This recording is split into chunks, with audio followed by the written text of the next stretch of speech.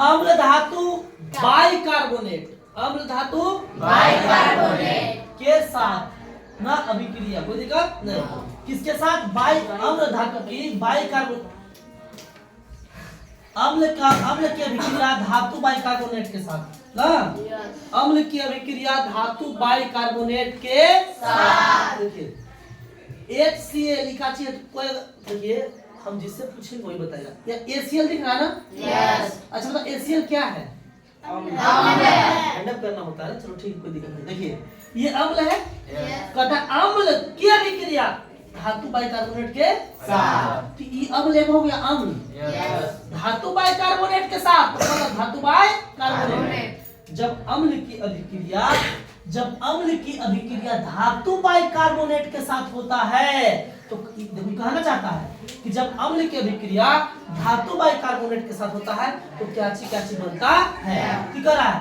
जब अम्ल की अभिक्रिया धातु बाइकार्बोनेट के साथ होता है तो लवण प्लस कार्बन डाइऑक्साइड प्लस जल का निर्माण होता है।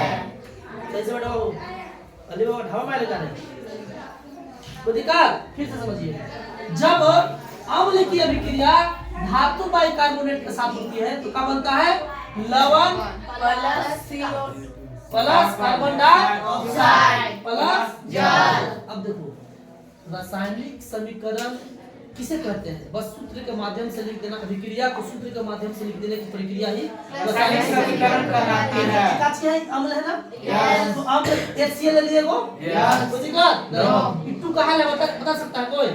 ये संतुलित करने के संतुलित होना बहुत जरूरी होता है। देखिए 2HCl हो गया प्लस धातु bicarbonate NaNH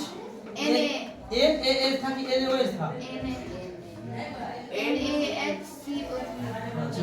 NaCO3 sodium hydro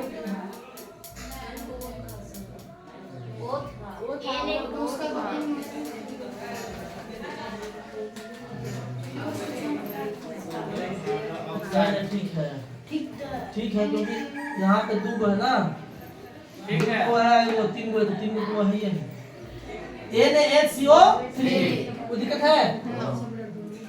धातु बाइकार्बोनेट, जब हम अम्ल की अभिक्रिया धातु बाइकार्बोनेट के साथ करवाए तो क्या बना? लवण बना। लवण मतलब नमक CO2 ऑलरेडी लिखा हुआ, जल का फॉर्मूला क्या होता है? कोई दिक्कत होगा? Any problem?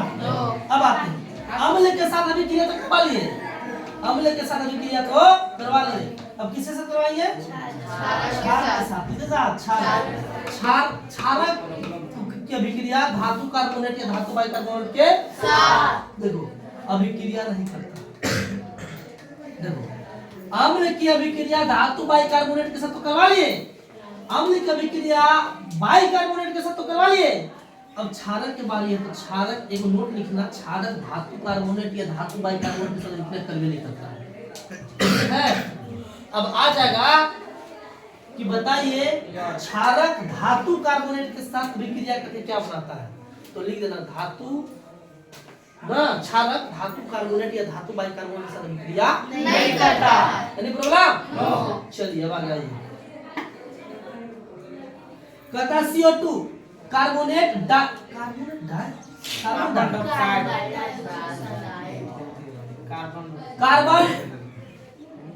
कार्बन डाइऑक्साइड को चूल्हे के पानी से प्रवाहित करने पर पानी दूधिया हो जाता है।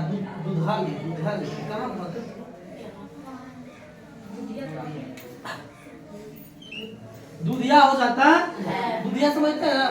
दूध कलर का खचा चल जाता है ना।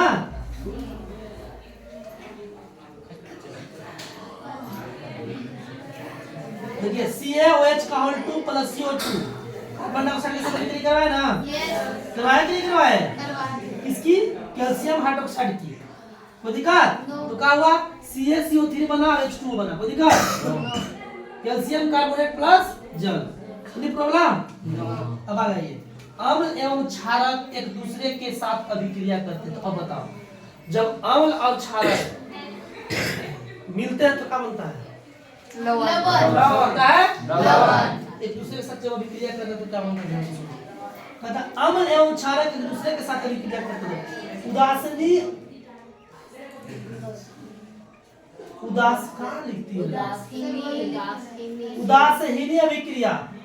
जब अम्ल एवं क्षारक परस्पर अभिक्रिया करके एक दूसरे के प्रभाव को समाप्त कर लवण तथा जल का निर्माण करके देता है। देखो अम्ल प्लस क्षारक तो क्या बना?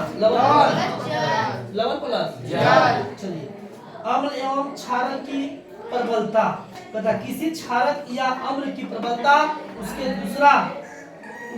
द्वारा उत्पन्न H प्लस आयन या OH माइनस आयन की सांद्रता पर निर्भर करता है।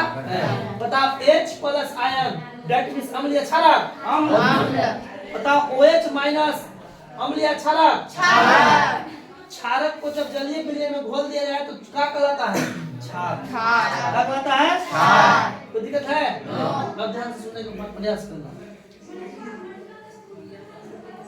H प्लस आयन देते अम्ल, OH माइनस आयन देते क्षारक, कोई दिक्कत?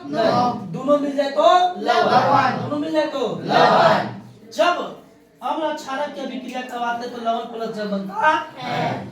लेकिन अम्ल एवं क्षारक की प्रबलता कैसे पता करते हैं? तो किसी क्षारक या अम्ल की प्रबलता उसके द्वारा उत्पन्न H प्लस आयन या OH माइनस आयन पर निर्भर करता है।